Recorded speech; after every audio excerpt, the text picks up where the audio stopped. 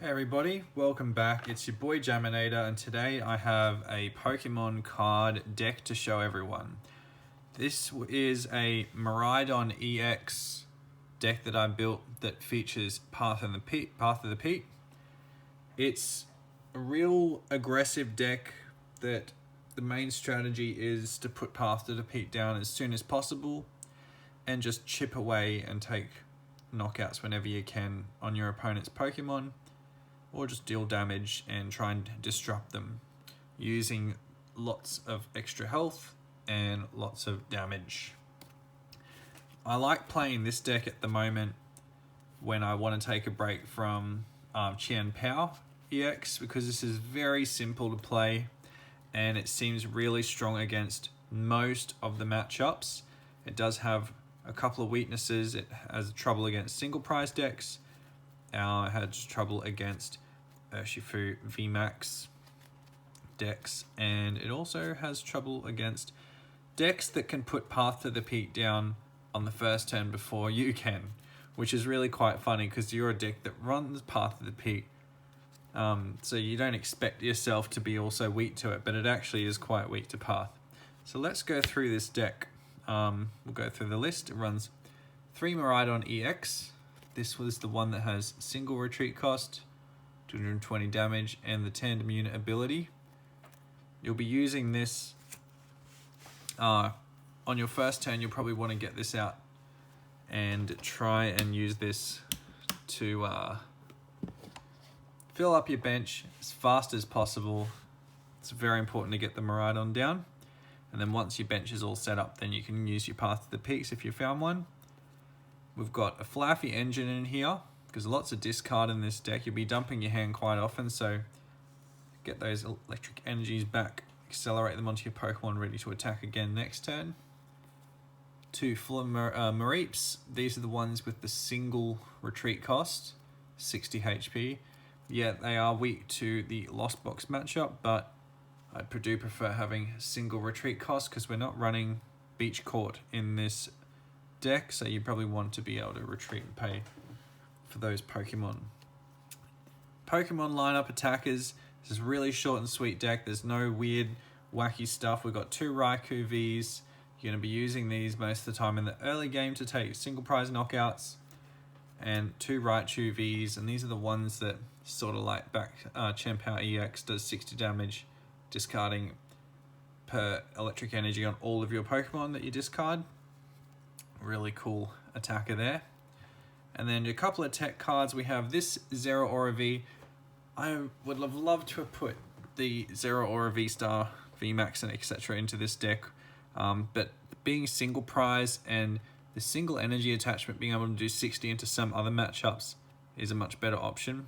You're playing this one mainly because of the retreat cost is 0. So you can pivot into this when something's knocked out, Dynamotor onto the bench Pokemon, and then you can retreat Zero Aura back into the thing you're going to attack with. And 2 other tech Pokemon, we've got Squawkabilly EX. This is really important for getting your strategy off on the first turn. If you miss Path to the Peak or a supporter card to search your deck for it, or to set your hand up, you really need to get an explosive turn 1 with Squawkabilly EX. And then of course we have Manaphy. That is our second tech card of this deck, Manaphy. You'll be using it in some matchups when you want to protect your Flaffies, or when you're playing against something like Urshifu, you really need to slow them down by using Manaphy. Otherwise, they're just hitting you for weakness and taking out all your bench Pokemon. The last 2 tech cards I've added in is Bidoof and Bibarel. This is the Bidoof that doesn't take bench damage, also 1 retreat cost, and then the Bibarel that lets you draw until you have 5 cards in your hand. The Andrew Mahone's list of this that he took top 8 in Worlds doesn't run Bidoof and Bibarel, and I don't know if it runs Manaphy or not, but I decided to put these in. This is a much better deck for me, and I think I play this way better with these cards in it, but obviously he played his deck much better than I could because he got 2 top 8 in Worlds, and I have never done that. But I do prefer this list for when I'm playing it, so I'd recommend trying this out. Item cards, we've got ball search options, 1 level ball. You can use this as like a nest ball at the start of the game to pick out your Bidoofs, your Flaffy Mareeps or Manaphy. But I like to have a single copy of this at least in the deck because you can pull it off an Arven, which is a 1-for-1, so you can get a Flaffy, or you can get it late game and get your Manaphy out. So let's go item searches. Level ball, we've got 2 nest balls. If you don't know what nest balls are, everyone knows what nest balls do, but if you don't, it searches your deck for a basic Pokemon and puts it on your bench. Then we have 3 Ultra Balls. This can get you any Pokemon from your deck put in your hand, but you have to discard 2 cards from your hand to do it. These are really good when you're running Bibarel. You can thin your hand out with these and then start drawing more.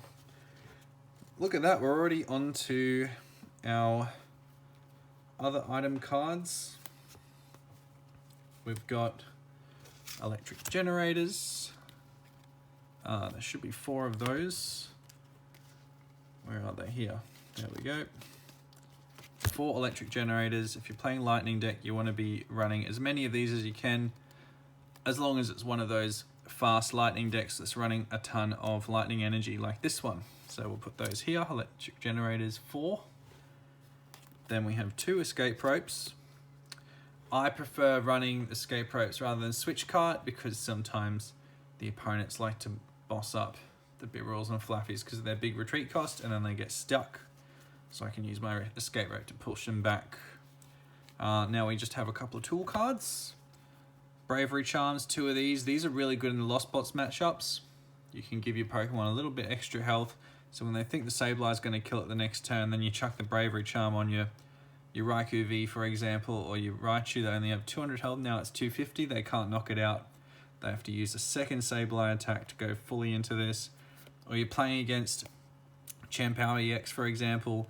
They need to hit 240 to knock out your Miriadon.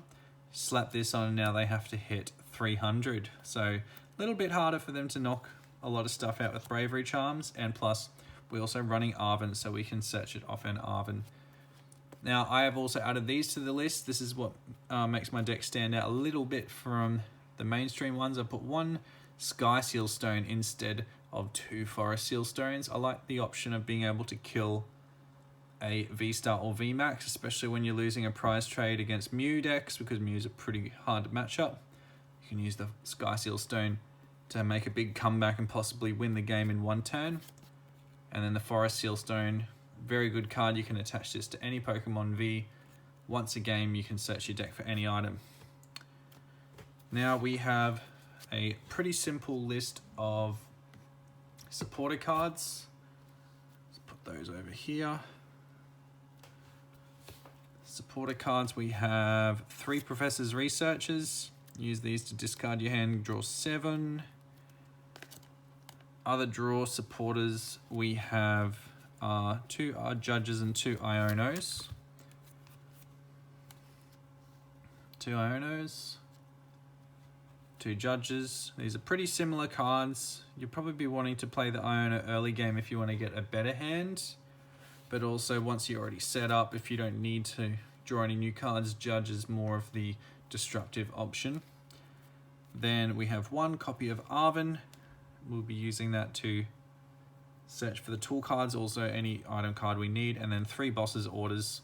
There's a high count of many of these cards in the decks. The Boss's Orders brings out a bench Pokemon into the active. The reason why we run such a high count of some of these supporters is because there's no Power Pad to shuffle them back in the deck, and playing a very aggressive turbo deck, we don't plan on getting a lot of stuff shuffled back into the deck.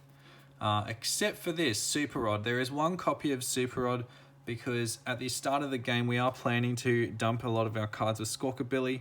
You might get rid of both your Raichus, for example, and you need at least 1 to win a game against a V-Star Pokemon.